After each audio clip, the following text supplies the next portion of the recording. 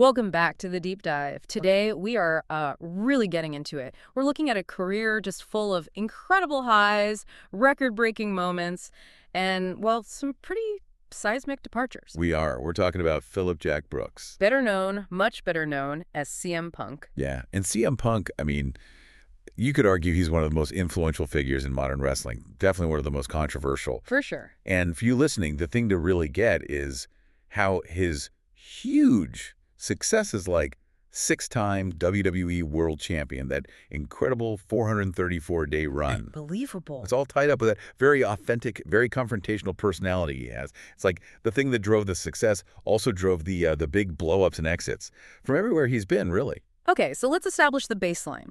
Why is he even in the conversation for the greats? We have to start with WrestleMania, don't we? Money in the Bank. Absolutely. He's the only person ever to win the Money in the Bank ladder match 2 years in a row. 2008, 2009. Yeah. And that's not just trivia, you know? Winning that match basically guarantees you a world title shot, a run with the belt. It's a massive vote of confidence. Exactly. Yeah. So doing it back-to-back, that's the company saying this guy's a future main event star, period.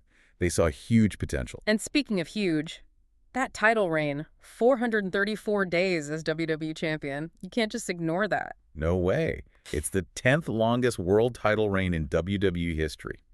Think about that duration. Especially then during what they called the PG era. Right. It forced them to put this like non-traditional anti-authority figure, the voice of the voiceless, right at the top for over a year. And the engine behind all of it, love him or hate him, was always that straight-edge identity. Which wasn't just a gimmick, was it? It came from somewhere very real. Deeply real, rooted in his actual life experiences. Yeah, to really get the intensity, that almost militant vibe he sometimes had with the straight edge thing, you have to go back to his childhood. Phillip Jack Brooks, born Chicago, 1978. And adopting that lifestyle, straight edge, no drugs, no alcohol, it wasn't about being cool for him. The sources point to a really difficult upbringing. Right. An alcoholic father, a mother dealing with bipolar disorder. So seeing that chaos, that instability firsthand, Yeah. it makes his commitment to being straight edge feel less like a choice and more like, well, survival. Self-preservation, yeah. It wasn't something cooked up in a writer's room. It was him. His shield, maybe. And around this time, he's deciding wrestling is his path. And the inspiration. Rowdy Roddy Piper. Of course, the ultimate rebel, the original anti-establishment guy. It makes total sense. It really does track. Piper was all about that raw, chaotic energy. So Brooks starts wrestling in '97, just a teenager, in this backyard group, the Lunatic Wrestling Federation. And the name, CM Punk. It wasn't some grand design initially. Not at all. It was almost an accident. He was in a tag team, the Chick Magnets. Yeah, really? Yeah. And his partner apparently just no-showed. So he needed a name fast, threw CM Punk out. And that just kind of stuck with it. He leaned into it, made it this pseudo-acronym, right? Let people guess what the CM stood for. Charles Manson. Cookie Monster. Kept the mystery alive. It worked. But even that early on, success came with personal costs. Yeah, the sources mention a really tough situation with his older brother, Mahal. Became totally estranged. Apparently, Mahal embezzled money, thousands, from that little LWF promotion they were involved in. Wow. So that pattern of professional success mixed with really damaging personal conflict, it started early. Sadly, yeah. A recurring theme, it seems. So fast forward to the early 2000s, he's honing his craft on the independent scene, places like IWA, Mid-South. Highly respected territory. And he wasn't just winning, he was a 5-time heavyweight champion there, beating guys who became huge names later, like AJ Styles, Eddie Guerrero. But that feud with Chris Hero, that sounds legendary. Not just matches, but epic. Oh, absolutely. It showed his commitment. We're talking insane match lengths, a 55-minute TLC match. Crazy. And get this, a 93-minute, 2 out of 3 falls match. 93 minutes? Good grief. In the context of the business, doing that tells promoters you have the stamina, the conditioning, the psychology, everything you need to be a top guy. And that reputation gets him to Ring of Honor in 2002, which was the place then, right? For pure wrestling talent in North America. Definitely the proving ground. He forms the Second City Saints there with Colt Cabana, his longtime friend, and Ace Steel. And this is where that real-life backstory really gets woven in. The feud with Raven. Masterful stuff. Punk, the straight-edge guy, calling out Raven for his, substance issues. And Punk explicitly compared Raven to his own alcoholic father. Whoa. That's blurring lines in a big way. Intense. but it created unbelievable heat because it felt so raw, so personal. But the thing that really put him on the map, maybe internationally, was the trilogy with Samoa Joe for the ROH World title. A legendary series. The first two matches both went to 60-minute time limit draws. An hour couldn't separate them. Nope. And the second match, October 2004, Dave Meltzer gave it 5 stars. Which was a massive deal back then. Huge. It was the first 5-star match in North America in like 7 years. It didn't just elevate Punk and Joe. It gave the whole independent scene this huge boost of credibility. Okay, so all this indie buzz leads to the Summer of Punk in 2005. This is wild. He accepts a WWE deal. But before he leaves ROH, he wins their world championship. Immediately turns heel. Signs his WWE contract literally on the ROH title belt. Threatens to take their championship to the competition. It was brilliant meta-storytelling. He was the guy abandoning the indies for the big corporation. The drama felt real because, well, he was really leaving. Genius. He wrestled matches, teasing, taking the belt, milking the drama before finally losing it to James Gibson. And then his very last match there, against his friend Colt Cabana. A really emotional send-off. Lost to his best friend. It was the perfect way to launch himself onto the bigger stage, leaving the indies behind, but with maximum impact. So he lands in the machine. WWE starts off in developmental Ohio Valley Wrestling, OVW. And right away, they knew he was something different. He got paired with Paul Heyman as a mentor, which was probably the best possible fit. Heyman gets those anti-establishment types. But it wasn't smooth sailing physically right from the jump. Yep. Broken nose, ruptured eardrum in his very first OVW TV match. Ouch! Welcome to the big leagues. Rough start. But he fought through it, won the OVW title, and got called up pretty quick to the main roster's ECW brand in 2006. And they gave him a distinct look and style there. Muay Thai inspired, still emphasizing the straight edge. Yeah, a focused presentation. And it clicked. He went on this long undefeated streak, like 6 months. Until Hardcore Holly beat him, Jan 07. Right. But later that year, he grabs his first major title in WWE, the ECW World Championship. Held it for a decent stretch, about 143 days. He was climbing fast. And then came those Money in the Bank wins, WrestleMania 24 in 2008. And then again at WrestleMania 25 in 2009. Like we said, the only guy ever that was the Rocket being strapped to his back. Uses that first briefcase perfectly. Cashes in on Batista after Edge beat him down. Wins his first World Heavyweight Championship in 2008. Huge moment. And around this time, he hits a major milestone. Becomes the 19th WWE Triple Crown champion. Let's just clarify that for people listening. Triple Crown means winning the main world title, the Intercontinental title, the secondary one, and the tag team titles. Correct. And Punk didn't just do it. He did it faster than anyone in history up to that point. Beat Kevin Nash's old record. Took him just 203 days. That's incredibly fast. Shows how much they were pushing him. Aggressively pushing a new kind of star. But the feud that really defined this period and shifted his character, Jeff Hardy, 2009. This is where he goes from the kind of principled good guy to something darker. Yeah, he turns full heel, and he uses his real-life straight-edge stance as a weapon against Hardy, who had very public, very real struggles with addiction. It got uncomfortable. He was claiming moral superiority. Deeply uncomfortable. But it was ratings gold because it felt so personal, so taboo. It ended with Punk basically kicking Hardy out of the company in a steel cage match. Cemented him as this super self-righteous villain. And that persona evolves into the straight edge society. Right. This wasn't just, I don't drink. This was militant, almost like a cult leader. I'm better than you because I'm straight edge. He recruited followers, Luke Gallows, Serena, Joey Mercury. And made them shave their heads as a sign of, like, devotion or purification. It was creepy and compelling. He even committed to it himself, right? When he lost a match to Rey Mysterio and got his head shaved. He wore a mask for months, apparently genuinely embarrassed by how he looked without hair. It added this weird layer of vulnerability to the evil cult leader thing. He was exposed. Wild. And then just before the next massive chapter, he takes over the new Nexus faction. Uses that power immediately to settle a score. Costs Randy Orton the WWE title. Why Orton? Revenge. Punk claimed Orton was responsible for prematurely ending his first World Heavyweight title reign back in 2008 with an attack. So, holding grudges, settling scores. Another defining trait. Never forgets, never forgives. It's core to the CM Punk character, and maybe the man, too. Hashtag tag over. The pipe bomb, the rain, and the acrimonious exit to wind on the 2014. Which brings us to, well, maybe the single most defining moment of his career. June 2011. the pipe bomb. Okay, set the scene. His WWE contract was legitimately about to expire. The upcoming Money in the Bank pay-per-view was potentially his last night. He promised he was going to win the WWE Championship from John Cena and walk out of the company with it. But the promo itself, that's what blew the doors off everything. This wasn't your typical wrestling promo. Not even close. It was what wrestlers call a shoot, going off script, speaking harsh truths.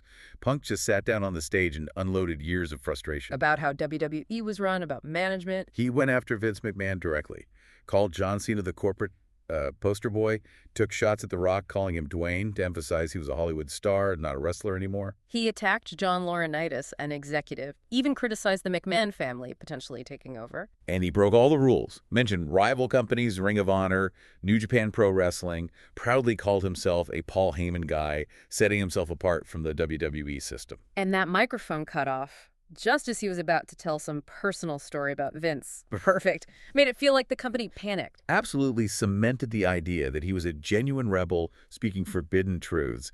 The impact was insane.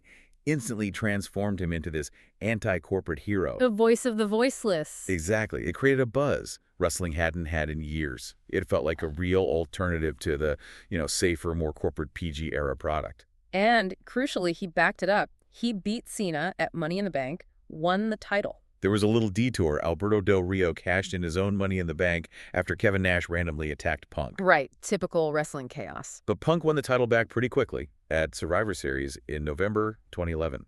And that's when the big one started, the 434-day reign. To hold it that long, you need great opponents. And he had them.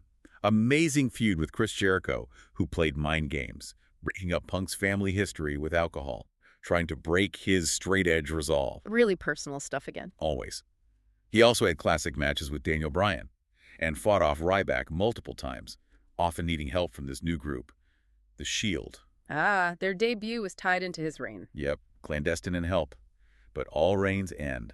And fittingly, Punk's ended in controversy. Yeah, Rock, Royal Rumble 2013. The Rock wins, but only after The Shield interferes and Vince McMahon restarts the match. Just feeding Punk's narrative that the system was always rigged against him. Perfectly. And that simmering frustration. It finally just boiled over about a year later, January 27, 2014. He just walked out, told Vince and Triple H, I'm going home. Not a storyline. He was done. Right. Burnt out, injured, creatively, completely fed up. And the reasons he gave later, particularly the health stuff, were really alarming. Shocking. He claimed he'd been working hurt for ages. Broken ribs, bad knees, concussions. But the big one was an untreated MRSA infection, a staph infection. That, he said, was potentially fatal, and that the WWE medical staff downplayed or misdiagnosed. He even recounted a doctor telling him later, based on the severity, you should be dead. That changes the whole narrative, doesn't it? From just being unhappy creatively to a serious health crisis and a potential failure of care. Absolutely. And then the way WWE handled his departure. The final insult, as he tells it. He walks out, says he gets suspended. Months later, he contacts them about unpaid royalties. And they fire him. Send him his termination papers on his wedding day, June 13th, 2014. Wow. If true, that's just deliberately cruel. You don't forget something like that. So beyond the health issues and the firing, it was also about creative, right? Yeah. Never getting that WrestleMania main event spot. It was a huge sticking point for him. Feeling creatively stifled, feeling like the company only really cared about planning for John Cena and maybe a few others. No long-term vision for him at the very top, despite the long reign. And this whole mess leads to court. The lawsuit from WWE's Dr. Chris Amann, a defamation suit seeking millions, based on what Punk said about the MRSA treatment on Colt Cabana's podcast. That went to trial, and the jury sided with Punk and Cabana, found in their favor. Which seemed like a huge vindication for Punk's medical claims.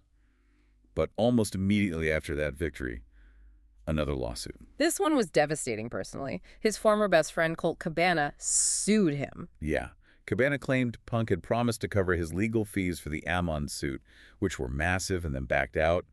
Alleged breach of contract, fraud. Just awful. Two guys who came up together, went through so much, now suing each other. It got really ugly, very public. Eventually settled out of court, but the friendship was completely destroyed. It just highlighted how Punk's professional turmoil always seemed to bleed into his personal life. So after burning every bridge with WWE, he does something completely unexpected, pivots to MMA. Signs with the UFC in late 2014, a multi-fight deal. Shocked pretty much everyone. Enters the welterweight division, trained seriously with a respected camp, Duke Rufus, at Rufusport.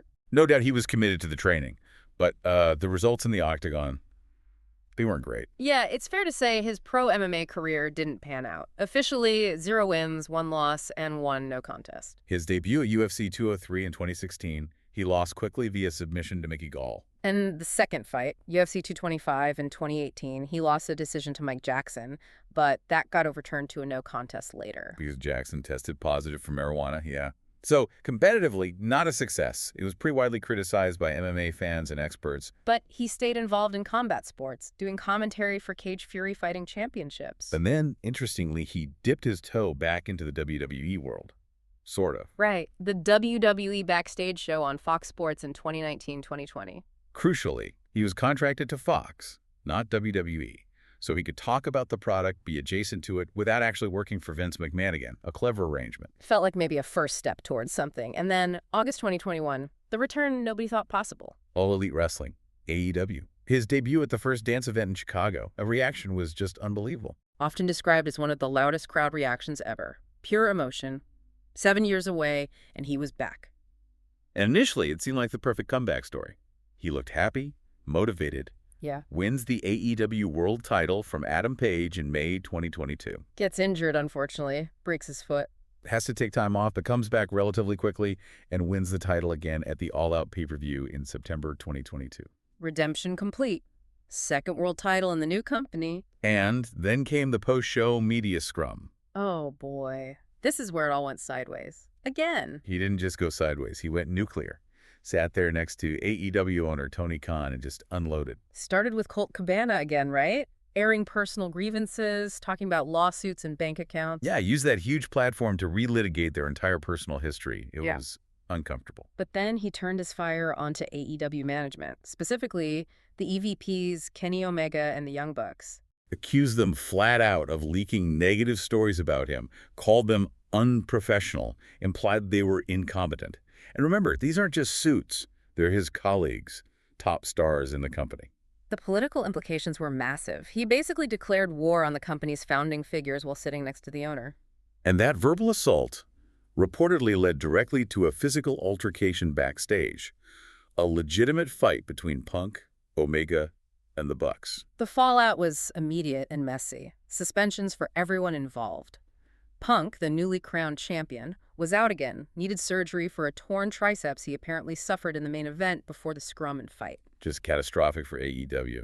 Their biggest star, embroiled in scandal and injured moments after winning the title. When he eventually came back in 2023, he didn't shy away from the controversy. Yeah, not at all. He leaned right into it, declared himself the real world champion, brought out the title belt he never lost, spray-painted his X symbol over it. Still the rebel, even in the company built by rebels. It's his brand. But the AEW tenure ended just as explosively as it began. All In, London, August 2023. Another backstage incident. This time with Jungle Boy Jack Perry. Reportedly over Perry wanting to use real glass in a spot, which Punk objected to on safety grounds. Accounts differ on who started what, but there was definitely a physical confrontation backstage right before Punk's match. And the consequence was final this time. AEW terminated his contract for cause just days later. Yeah. Tony Khan released a statement saying Punk's actions endangered people backstage, and that he personally felt his safety, my life was in danger. Pretty damning words from the CEO. Punk naturally had a very different version of events. Claimed he actually quit first, told Khan, "You're a fucking clown, I quit." Criticized AEW heavily, called it not a real business, claimed they didn't contact him for months after the all-out brawl, left him to handle his own surgery costs. So another incredibly bitter public divorce from a major wrestling promotion. Deja vu. Textbook, almost. Okay, so after the AEW implosion, you'd think, that's it, right? He's burned bridges with WWE and AEW. Where else is there to go at that level? You would absolutely think that. Yeah. Given the firing on his wedding day, the lawsuits, the years of public bad-mouthing, a WWE return seemed impossible. The amount of ego swallowing required on both sides must have been immense. Astronomical.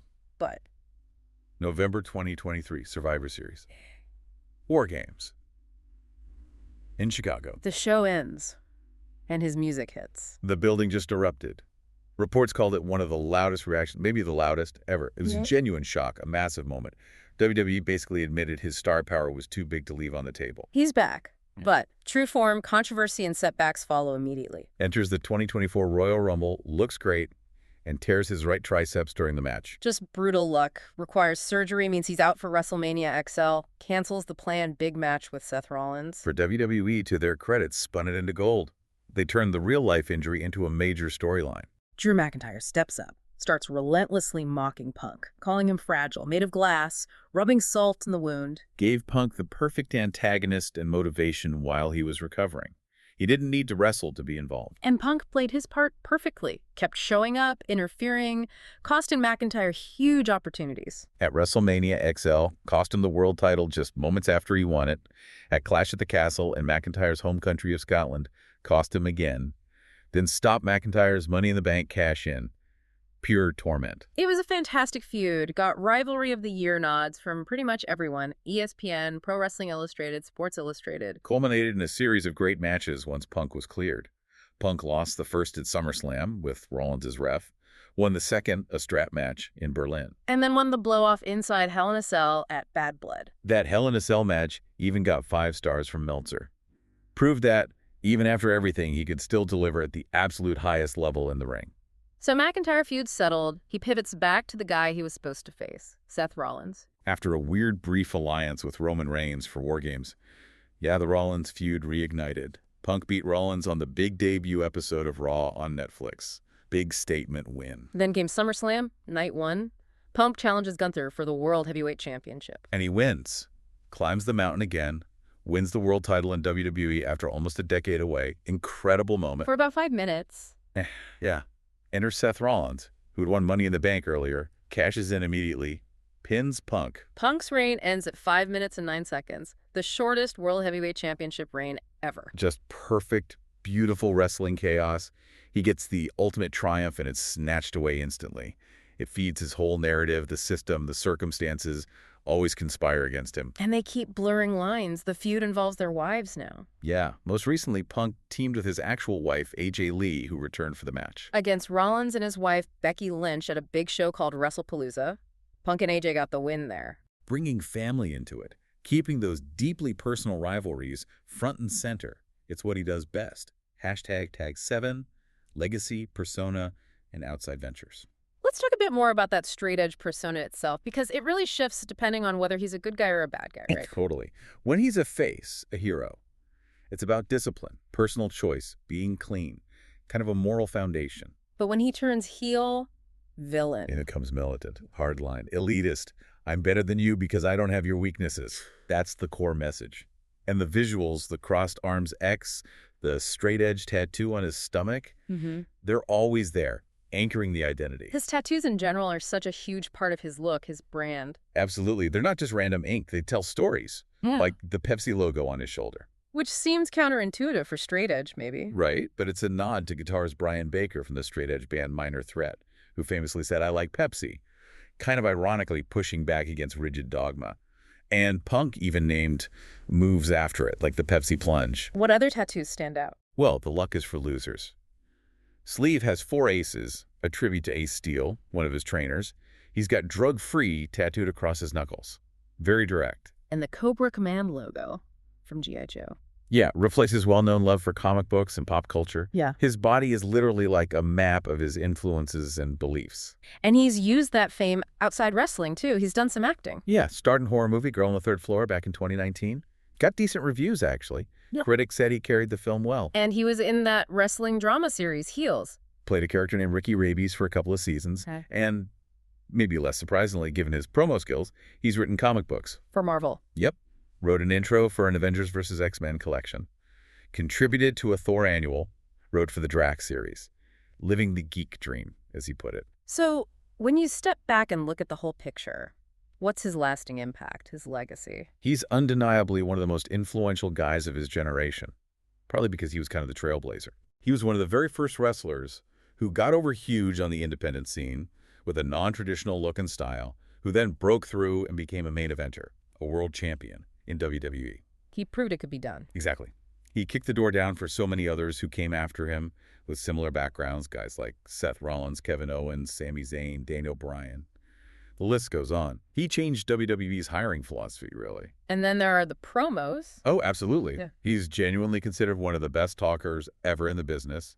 That pipe bomb promo, people will still be analyzing that decades from now. It felt like it offered something different, right? Push back against the corporate feel of the PG era. It gave a voice to a frustration that a lot of fans felt.